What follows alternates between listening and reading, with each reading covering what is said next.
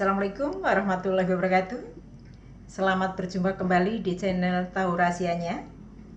Semoga kita semua senantiasa dalam lindungan Tuhan Yang Maha Esa. Video kali ini Ibu akan membahas mengenai transformasi.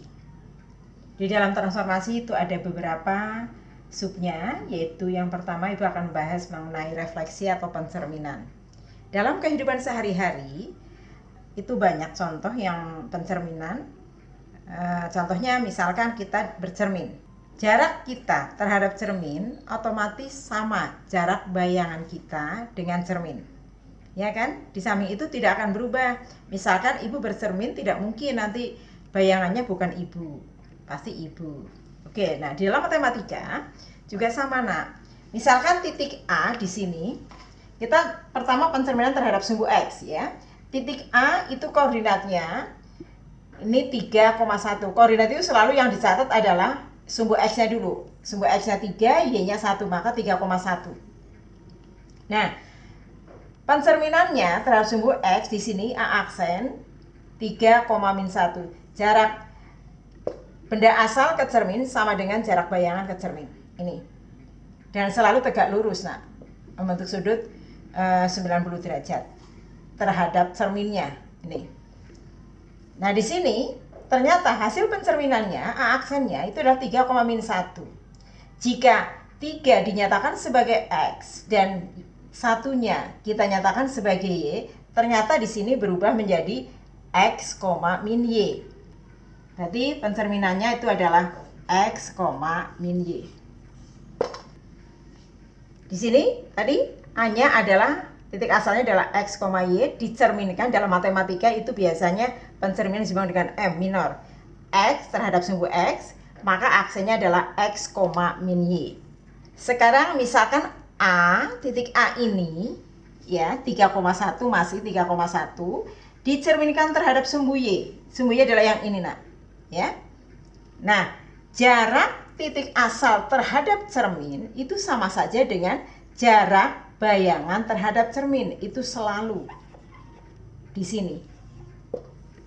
Berapa koordinat A aksen di sini terhadap sumbu Y? Berarti di sini hasilnya berapa? -3,1.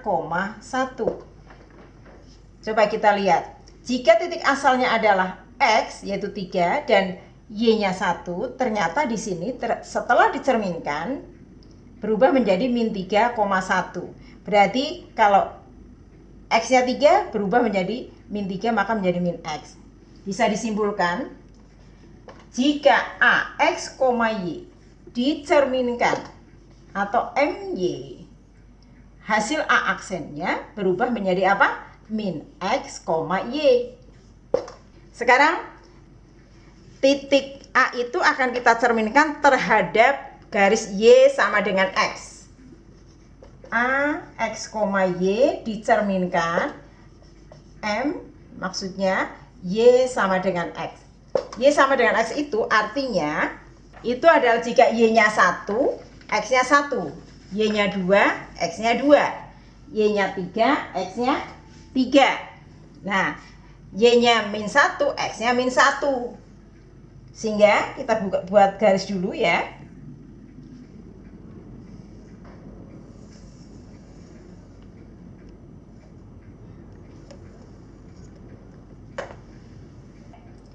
Titik A kita cerminkan terhadap garis Y sama dengan X. A-nya 3,1 dicerminkan. Hasil pencerminan, ingat, titik asal terhadap cermin itu selalu sama dengan titik bayangan terhadap cermin. Maka ini jika dicerminkan kan hasilnya seperti ini nak. Karena selalu tegak lurus. Nah, ini kan sama kan, dan ini tegak lurus nak. A aksennya jadi berapa di sini? 1,3. Ini jika awalnya 3,1 dicerminkan terhadap garis Y sama dengan X, hasil pencerminannya ternyata 1,3.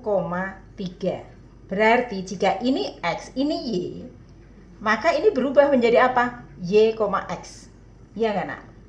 Oke, kalau begitu hasil pencerminannya adalah A aksennya adalah jika titik AX, Y dicerminkan garis Y sama dengan X, maka hasil pencerminannya itu adalah menjadi Y, X. Paham ya nak ya? Satu titik dicerminkan terhadap garis Y sama dengan min X. Seperti ini nak. Kalau Y-nya 1, maka X-nya min 1 karena Y sama dengan min X. Nih. Pasti melalui pangkal koordinat nak garisnya. Seperti ini. Ini adalah garis Y sama dengan min X. Ibu ulang. Y sama dengan min X itu artinya garis misalkan Y-nya 1, maka X-nya min 1, Y-nya 2, X-nya min 2, Y-nya 3, X-nya min 3, dan seterusnya ini. X min 1, berarti min kali min plus, ini. Misalkan titik P itu ada di sini. P ada di min 5,2. Dicerminkan terhadap garis Y sama dengan min X. Maka ininya di mana? Kalau kamu bingung, coba kita nanti bisa menurunkan rumus. Berarti ada di sini kan nak? Nih. Karena selalu tegak lurus ini kalau dalam garis ya. Pencerminannya. Ini kan tegak lurus. Ini tegak lurus juga ini. Nah, di sini titik P aksennya berapa koordinatnya nak? Koordinat selalu sumber X dulu yang ditulis. Min 2,5. Ini. Titik awal 5,2 menjadi min 2,5. Jika min 5 kita nyatakan sebagai X dan 2-nya kita nyatakan sebagai Y, ternyata di sini menjadi min 2,5. Maka jika P X, Y dicerminkan terhadap garis Y sama dengan min X, maka P aksennya jadi apa? Yang awalnya 5 menjadi di sini min 2. Min 5,2 menjadi min 2,5. Berarti di sini hasilnya adalah min Y, min X.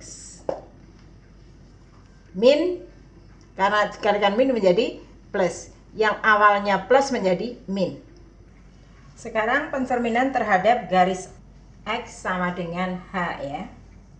Misalkan hanya itu, ibu akan menentukan X sama dengan 2. X-nya sama dengan 2. Berarti ini ya nak.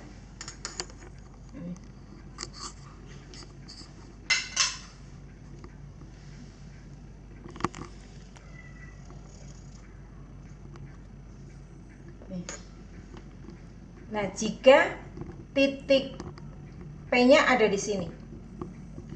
Titik P itu adalah koordinatnya 3,-2.